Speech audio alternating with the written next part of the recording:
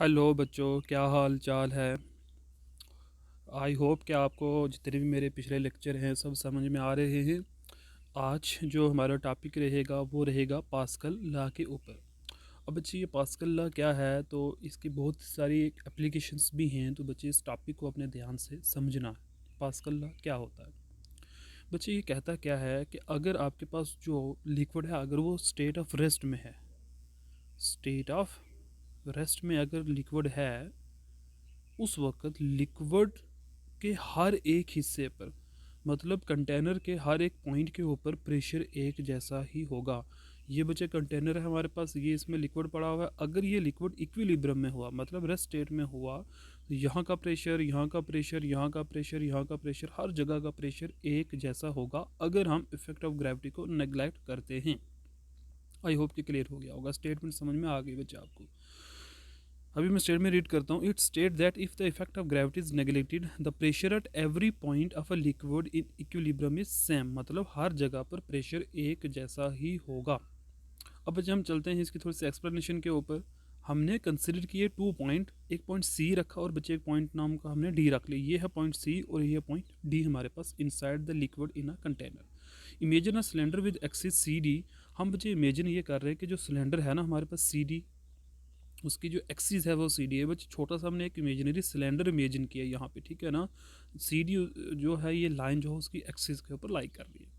The liquid inside the cylinder is in equilibrium under the action of forces. और बच्चे liquid जो है container के अंदर वो किस स्टेट में है, इक्विलिब्रियम स्टेट में है कंटेनर में, ठीक है ना। और बच्चे जितनी फोर्सेस आउटसाइड से लग रही हैं उसका कोई इफेक्ट नहीं हो रहा है लिक्विड के ऊपर, ठीक है। Under the effect of, under the action of force exerted by the liquid outside the cylinder. अच्छा, हम बच्चे हमने कहा कि सिलेंडर किस में है, ये लिक्विड किस में, इक्विलिब्रियम में है। अभी मैंने ये बात आपको कही। Therefore the sum of forces acting on the curved surface of a cylinder must be zero. तो अगर बच्चे लिक्विड इक्विलिब्रियम में है तो यहाँ की फोर्स, यहाँ की फोर्स, यहाँ की फोर्स, यहाँ की फोर्स, सब फोर्सेस का सम जो है वो किसके बराबर हो जाएगा, ज़ीरो के बराबर हो जाएगा, क्योंकि सारी फोर्सेस का इफेक्ट बराबर होगा, मतलब इक्वल फोर्सेस लग रही होंगी। तो सारों को सम करके बच्चे हमें क्या मिलने वाला है, ज़ीरो मिलने वाला है। ओके, अब हम बच्चे सपोज करते हैं, सपोज ये करते हैं कि जो सी है बच्चे इसका क्रॉस सेक्शनल एरिया, देखो सिलेंडर है तो बच्चे हमने दोनों साइड का क्रॉस सेक्शनल एरिया सेम रखा हुआ है। एक साइड का भी ए, दूसरी साइड का भी ए, बच्चे हमने मान लिया। मान लो अब सी साइड का जो क्रॉस सेक्शनल एरिया है वो भी ए है, और डी साइड का जो क्रॉस सेक्शनल एरिया बच्चे वो भी क्या हमारे पास ए होगा। तो P1 हम प्रेशर मार रहे हैं सी पॉइंट का, और P2 प्रेशर हम मार रहे हैं बच्चे डी पॉइंट का, यानी सी के ऊपर जो प्रेशर एग्जर्ट हो रहा है वो P1 हो रहा है, और डी पॉइंट के ऊपर जो प्रेशर लग रहा है वो कितना लग रहा है, P2 लग रहा है। F1 फोर्स हमने पॉइंट सी पर अप्लाई कर रखी है, और बच्चे F2 फोर्स जो है वो डी पर, मतलब लिक्विड ने पॉइंट सी के ऊपर F1 फोर्स लगाई, और डी के ऊपर बच्चे कितनी फोर्स लगा दी, F2 फोर्स लगा दी। उस वक्त बच्चे फोर्स F1 किसके बराबर होगी, तो बच्चे अपने याद रखना है प्रेशर का फार्मूला होता है फोर्स अपॉन एरिया। अगर हम फर्स्ट प्रेशर की बात करें तो फोर्स भी F1 हो जाएगी, तो यहाँ से बच्चे F1 को हम क्या लिख सकते हैं, प्रेशर P1 इंटू ए लिख सकते हैं। तो बच्चे हमने क्या लिखा, F1 किसके बराबर है, P1 इंटू ए के बराबर होगा। सिमिलरली बच्चे F2 को हमने क्या लिखा, P2 इंटू ए। F2 को हम लिखेंगे बच्चे, थोड़ा सा यहाँ पे आपको अच्छे से क्लियर नज़र आ रहा होगा, तो मैं यहाँ पे लिख रहा हूँ F2 किसके बराबर है, ये हो जाएगा P2 इंटू ए के बराबर। बट हम जानते हैं, क्या जानते हैं बच्चे, कि अगर एक लिक्विड इक्विलिब्रियम में हो तो सारी फोर्सेस एक जैसी होती हैं।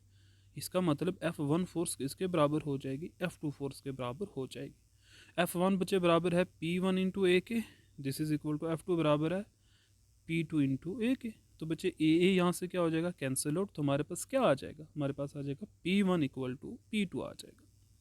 तो बच्चे ये क्या आया, मतलब सी पॉइंट का प्रेशर किसके बराबर है, डी पॉइंट के प्रेशर के बराबर है।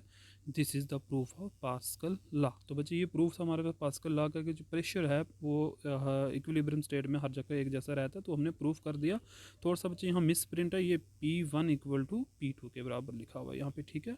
आपने ये याद रखना है, ये जो टर्म है हमारे पास। ओके, चलिए बच्चे नेक्स्ट टॉपिक की तरफ चलते हैं। आई होप कि पास्कल लॉ अच्छे समझ में आ गया होगा बच्चे। एक बार फिर से मैं रिपीट कर देता हूँ। पास्कल लॉ कहता है अगर लिक्विड इक्विलिब्रियम में स्टेट इक्विलिब्रियम में हो तो हर जगह प्रेशर एक जैसा होता है लिक्विड के अंदर। ओके, अच्छा बच्चे, नेक्स्ट है हमारे पास effect of gravity on fluid pressure. मतलब बच्चे प्रेशर के ऊपर ग्रेविटी का क्या इफेक्ट होता है, तो हमने ये डिस्कस करना है क्या इफेक्ट होगा ग्रेविटी का फ्लूइड प्रेशर के ऊपर, मतलब प्रेशर किस तरीके से ग्रेविटी की वजह से उसका कोई इफेक्ट होता भी है या नहीं होता है। तो चलिए बच्चे हम डिस्कस कर लेते हैं। कंसीडर एक लिक्विड है बच्चे हमारे पास जिसकी डेंसिटी हमने कितनी मानी है, रो मानी है, और बच्चे हमने उस वेसल के अंदर उसको कंटेन कर दिया। हमने 2 पॉइंट सपोज कर लिए inside the liquid at point C and D at a distance H. उन दोनों के बीच की बच्चे दूरी कितनी है, मैं आपको फिगर से भी बताता रहता हूँ साथ में। ये बच्चे पॉइंट सी आ गया और ये पॉइंट डी आ गया, तो दोनों पॉइंट्स के बीच की दूरी कितनी है, एच। मतलब कह सकते हो जो सिलेंडर हमारे पास उसकी हाइट एच है। इमेजिन अ सिलेंडर, हमने बच्चे एक सिलेंडर को इमेजिन किया है जिसकी लिक्विड एक्सिस जो है, और imagine a cylinder of liquid with axis C D. मतलब हमने लिक्विड का एक सिलेंडर सपोज किया और जिसकी एक्सिस क्या है बच्चे सी डी है, ठीक है ना। क्रॉस सेक्शनल एरिया है इसका ए, और हाइट बच्चे कितनी है, एच, मैंने आपको पहले ही बता दिया। ओके चलिए बच्चे आगे मूव करते हैं। यहाँ तक क्लियर हो गया। Weight of the liquid in the cylinder बच्चे वो किसके बराबर होगा, मतलब वेट का मतलब है मास। अब ये कह सकते हो सॉरी, वेट का मतलब है फोर्स। तो बच्चे फोर्स जो है वो लिक्विड में किसके बराबर होगी, फोर्स बराबर होती है मास इनटू एक्सेलरेशन। बच्चे ध्यान से ये फार्मूला देखते रहना, ये कैसा है मैं वो समझाने लगा हूँ।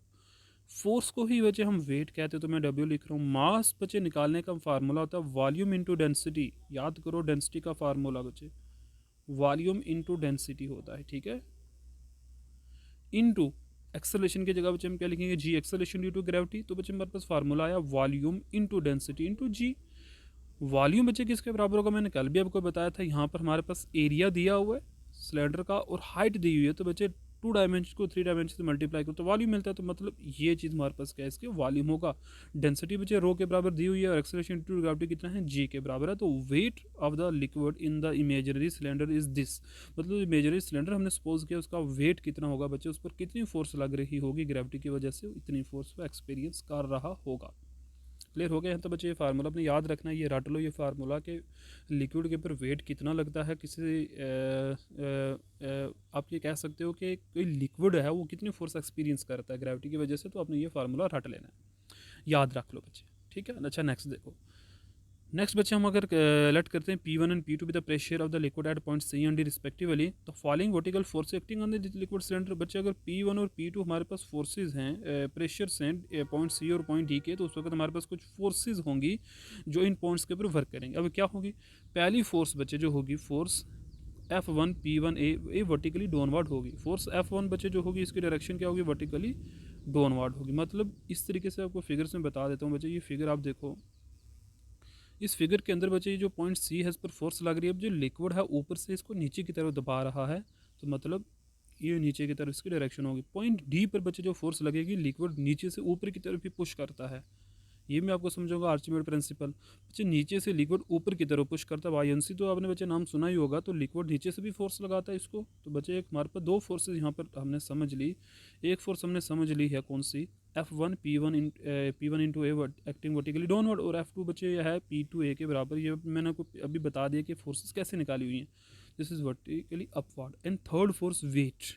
वेट हमेशा बच्चे वेट आप कह ये जो वेट होता है ना, ये हमेशा एक्ट करता है वर्टिकली डाउनवर्ड ही एक्ट करता है।